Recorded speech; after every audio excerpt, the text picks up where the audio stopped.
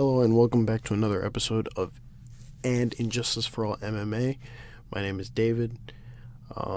This episode is from UFC 261. UFC 261. Usman versus Masvidal 2. And we'll just get started.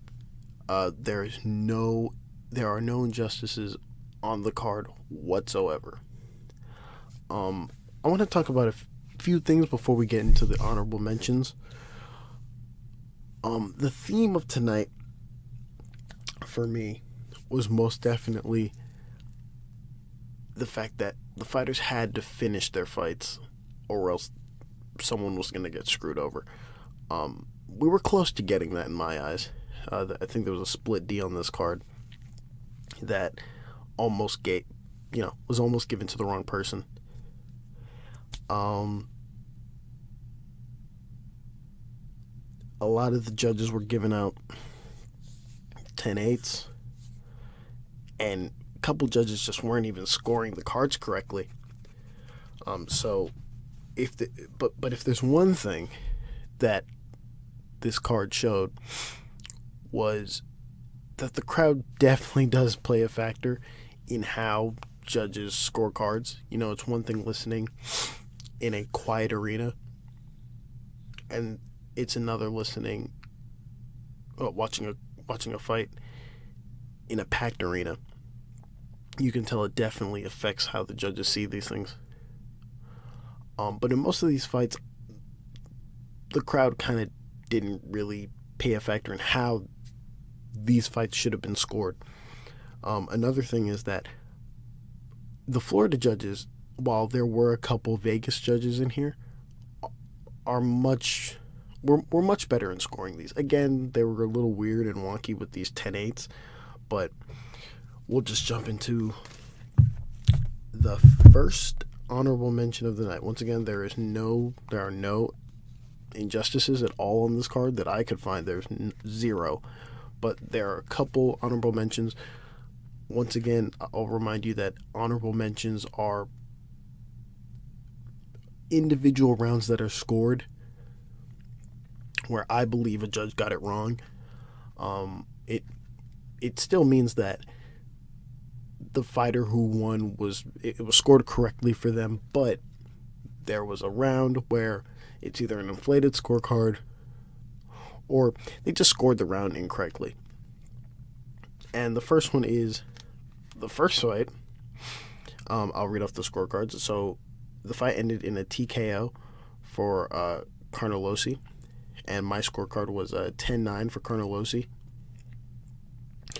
while Christopher Lee had a 10-8 for Carnelossi. Alice Downs had a 10-9 for Na, and Derek clearly had a 10-9 for Na as well. We're gonna go through that first.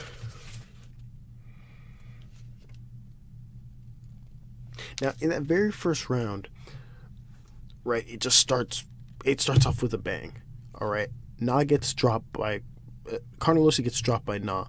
It's very back and forth on the ground. They're both kind of, switching positions over and over and over again, with both of them giving out ground and pound. Both of them are searching for submissions. But at the very end of the round, Carnelossi ends up on top with really, really, really big ground and pound. I mean, if this were in the Apex, this is a 10-9 for Carnelossi.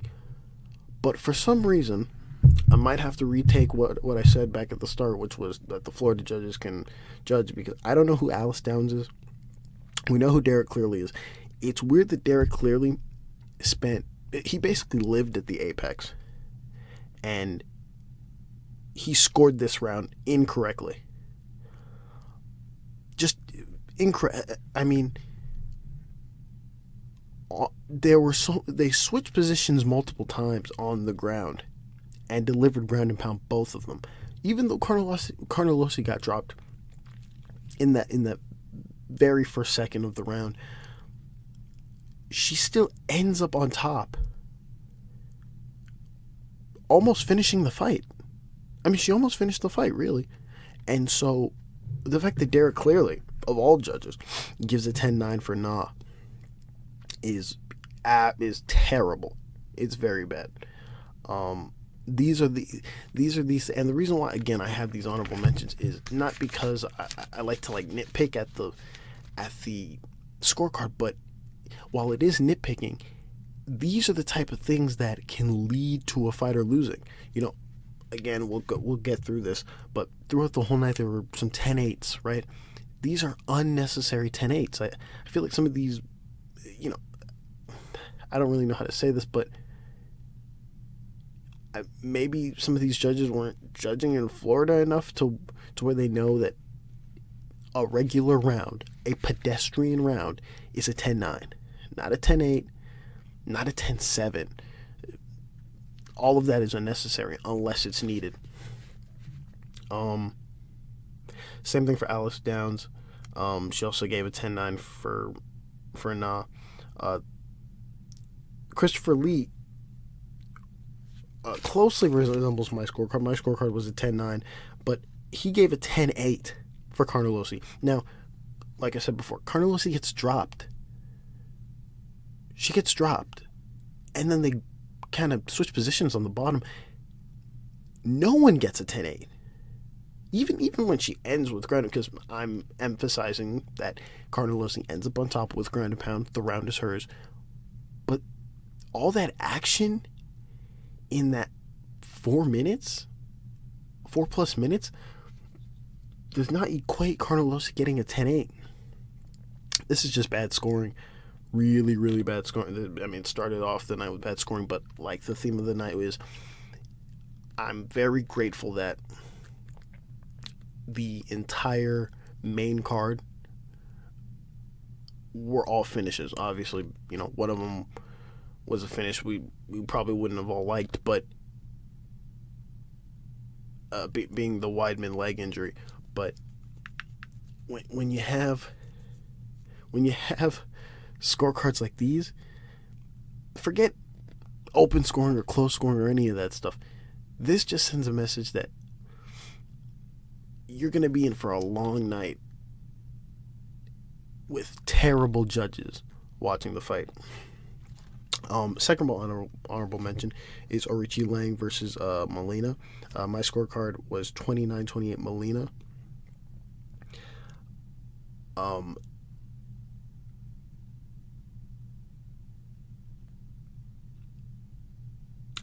Tony Weeks had it 29-27 Molina.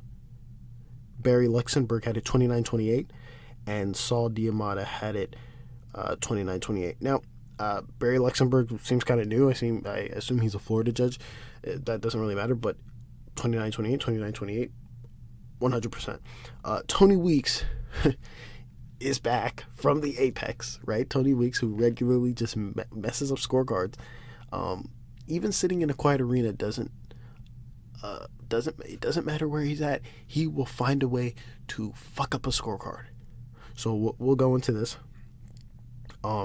He gives a 10-9 in the first for Aoriqileng. That's pretty correct. Everyone knows that that's pretty correct. It's the last, and then he gives a 10-9 for Molina, correct. And then he gives a 10-8. Now, the weird thing about this is, while these are kind of rare, where fighters get 10-8s standing, really. These are very rare. You normally see these on the feet, or, I'm sorry, you normally see these on the ground if someone's just getting wrestled to death or ground and pounded to death and the fight is still up. You normally see these on the ground. On the feet, you have to see the fighter show a certain give a certain reaction, right? A fighter just taking shots over and over and over again isn't enough to give a 10-8, right? He has to be dropped a couple times, right? Let's say he were dropped 3 times, or hell, he was every time he hit, he did like the chicken dance, right? These sort of actions would give like a 10-8. In that third round, he's getting jabbed to death, right? Molina's just jabbing him crazy. Eventually, just forget the jab. He then just starts throwing regular shots, and they're going through. But in that very last second, which doesn't matter, but in that very last second, Aoriqileng catches Molina. Now, is that enough to change how you feel about the scorecard? No, not necessarily, but this is still, to me, an unnecessary 10-8. It's just, these are, and I don't want to say this, but these are sort of like brownie points almost. These 10-8s, the reason why I'm so pissed at this is these 10-8s could ruin a fighter's, these could ruin a scorecard. You're just giving out free points for no reason. A regular 10-8 is what's necessary for one of these. Yes, it's a dominant round for Molina up until the very end, but there is no need for a 10-8. This is just free stuff. You're just giving out points for no reason. So that honorable mention goes to Tony Weeks for a terrible scorecard. Next honorable mention, Vargas versus Rongzhu. My scorecard was 29-28. I gave a 10-9 to Vargas in the first and the second round, and then a 10-9 to Rongzhu in the third round.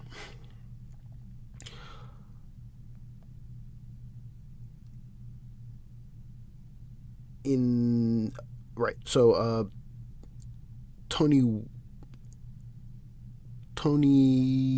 Winkapa had it 30-26 for Vargas. Aoriqileng seems to be a Vegas guy. Again, I keep saying Vegas because these are the names that pop up at the Apex, so I just assume that they're just in Vegas, but it seems as though that they can judge anywhere. Aoriqileng had it 29-28, and Howard Reichbach had it 29-28. Those scorecards I'm not mad at.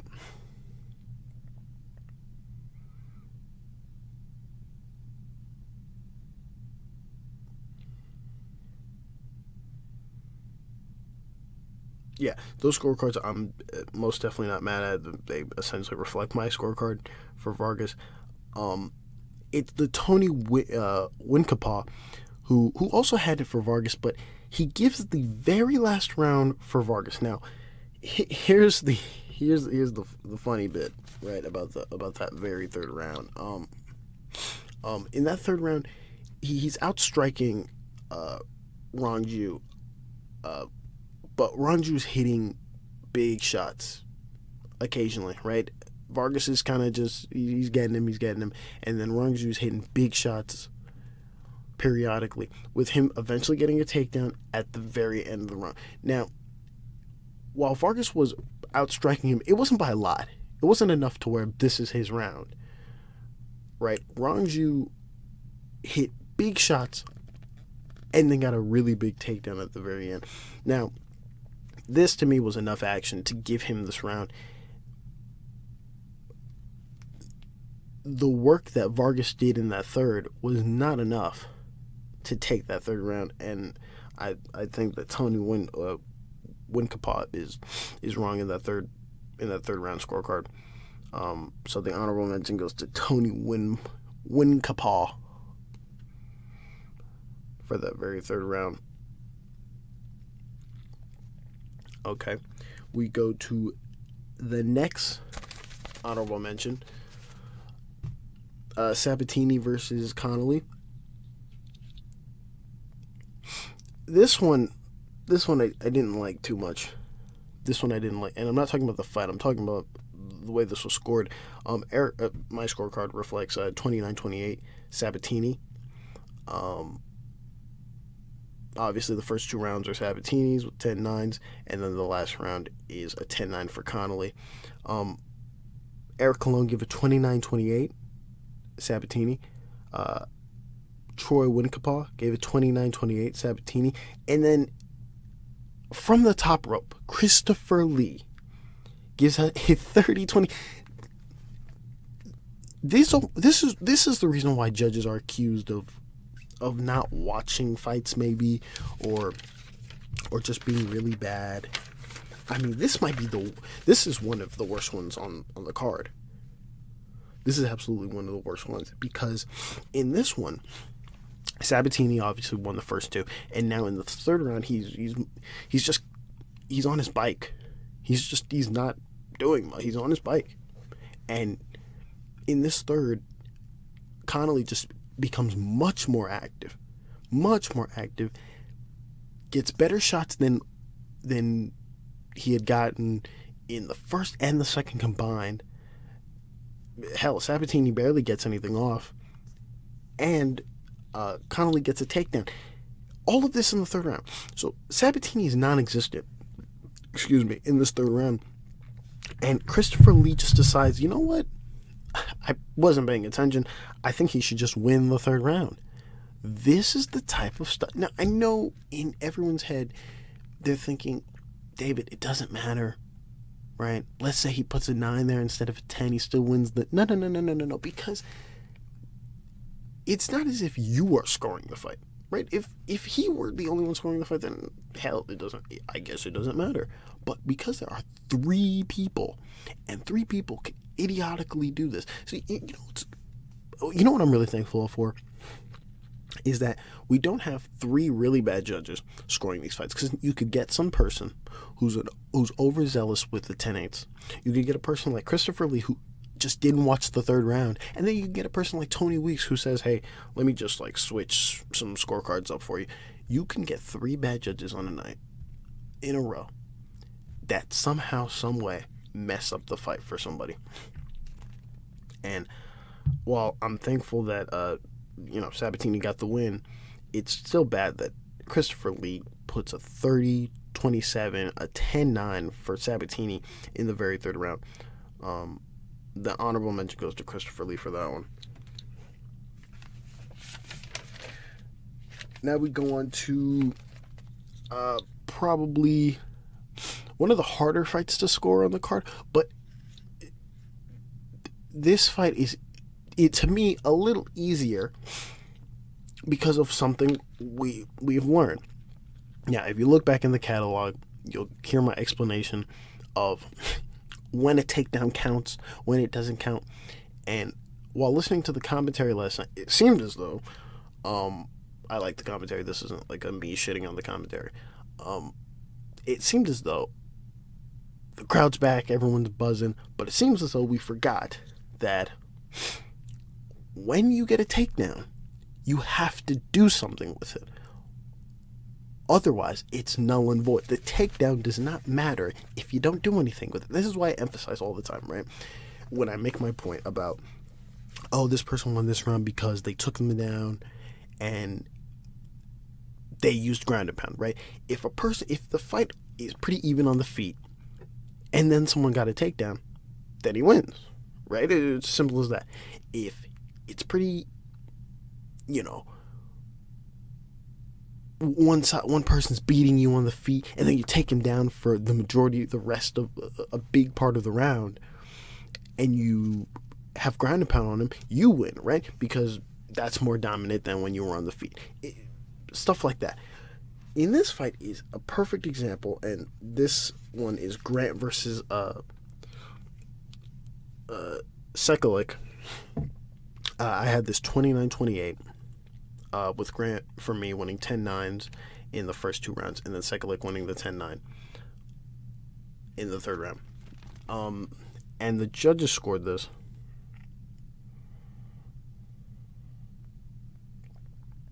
Derek clearly scored this 29-28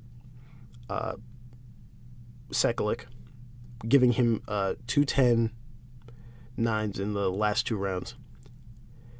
Howard Reinbeck giving a 29-28.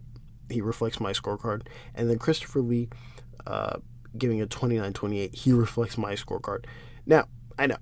I just shat on Christopher Lee for the last scorecard, but to me he gets this one right.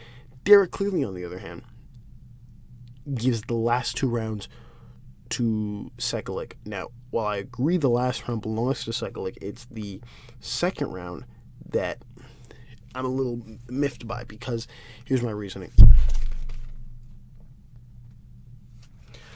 In that second round, Grant had some nice shots. Obviously, there weren't a lot. Again, the fight was a lot of pumping, of the jab, and a lot of circling each other, and occasional leg kick to the body. But he gets taken. Here's where we get into the philosophy of the you get taken down, but there's no action, right? I keep bringing up the Caitlin Vieira versus Kunitskaya fight, right? Where the emphasis of that fight is Vieira brought Kunitskaya down to the ground and searched for subs the entire time. Essentially, just didn't hit her. The same thing happens here, where Grant gets taken down. Okay, Grant gets taken down, and Sekulic does nothing, but they get up very quickly. Now, you need to understand something. These takedowns where they get taken down but come back up really quickly, it doesn't count. It doesn't matter.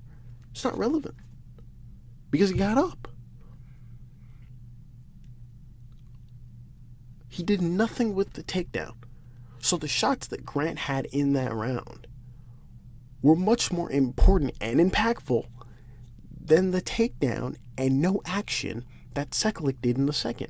And I assume that Derek clearly saw it differently and saw that takedown, and then 14 seconds later, them getting up as big action enough to win the round, where the majority of the round was on their feet, where Grant landed more shots than Sekulic did. It's stuff like this that it just doesn't make any sense, where you give credit to the takedown when it's being used, but sometimes judges are giving credit to the takedown when you shouldn't.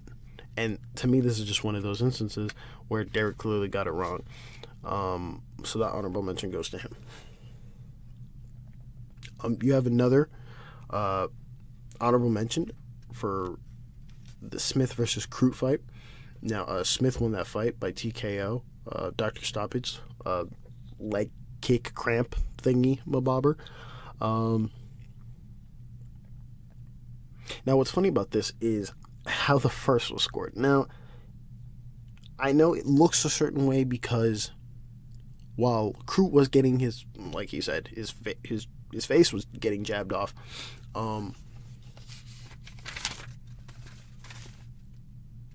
What's important, though, is that, yes, he's getting his face jabbed off, but he's returning leg kicks, right? Big leg kicks. Now, it's only until Crute gets dropped with that leg kick that he's then able to regain balance. Not regain balance. He's able to take down Anthony twice with ground and pound. Enough ground and pound that, to me, he stole the round. Forget about whether it happening at the end. No, it's 2 takedowns, both with really nice ground and pound. Yes, he was getting jabbed, but he's returning leg kicks, heavy leg kicks that were affecting Anthony. Then gets dropped by the leg kick and gets 2 nice takedowns with his legs still in limbo with really nice ground and pound. And I believe I had a 10-9 for him in that very first round. None of the judges had it my way. They gave that very first one to Anthony. And for this one, while I disagree with all three judges on this, I can understand why they would give it to him. But to me, again, Crute did enough in that first to take the round. And I'm going to be softer on this one. But it's still an honorable mention for Barry Luxembourg, Saul D'Amata, and Christopher Lee. So I'm still mad at those guys. And then we get to the very last honorable mention, which is the first round of Usman Masvidal. I don't know what it is, and maybe it's just, to me, maybe it's a strategy thing, or just how the round goes. In the very first Usman fight, I scored a 10-9 for him in that first round. Just like there was only one judge that scored it for him in that first. I did the same here again, where Masvidal got a 10-9 for me in that very first round. Now, it was pretty even on the feet until, Usman got the takedown. But when he got the takedown, almost all of the activity on the bottom.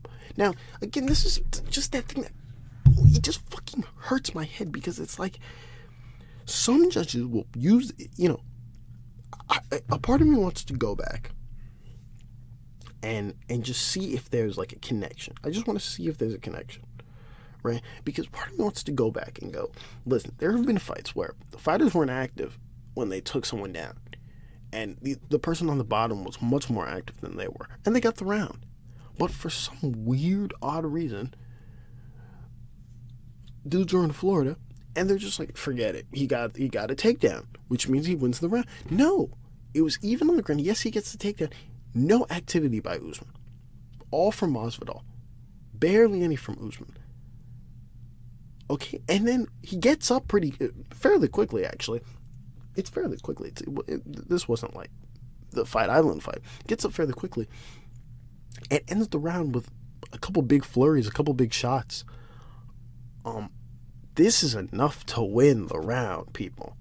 This is enough to win the round. Yes, Usman rightly won the fight, but this is enough to win the round, and I just think the judges got it wrong once again. 10-9 Usman for Christopher Lee. Tony Weeks gave a 10-9 for Masvidal, and Saul D'Amato gave a 10-9 for Usman. I just don't. I don't know if they're just valuing the takedown more than anything in the world, but if you're not doing anything with the takedown, it doesn't matter. And I'm just going to check real quick.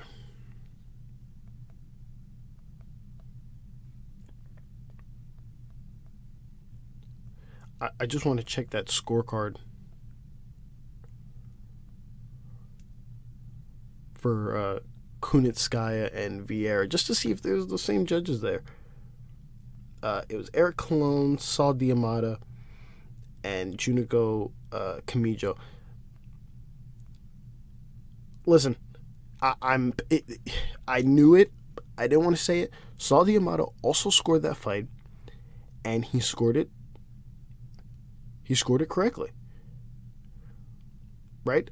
He scored two 10-9s for those last two rounds for Kunitskaya, and for some weird, odd reason, in this fight, he just goes, fuck it, Usman won the first round, even though Usman didn't do anything on the ground. Is there just a different standard for when women are fighting?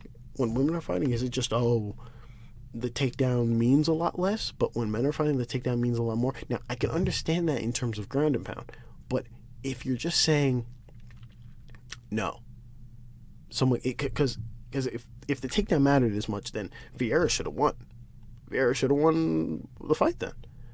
But in that fight, it showed that you have to be active, and Usman was much more active on his back and when he got up in that final second to win the round for me.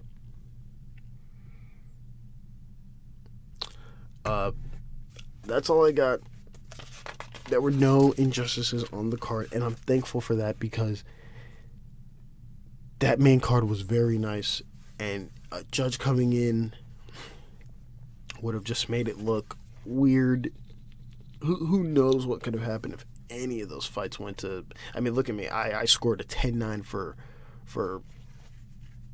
Crute in that first. I would have definitely automatically disagreed with how they would have scored the entire fight if that fight went all the way. But I'm glad that happened. I'll be back next week to score another round of fights. Thank you for listening, and God bless.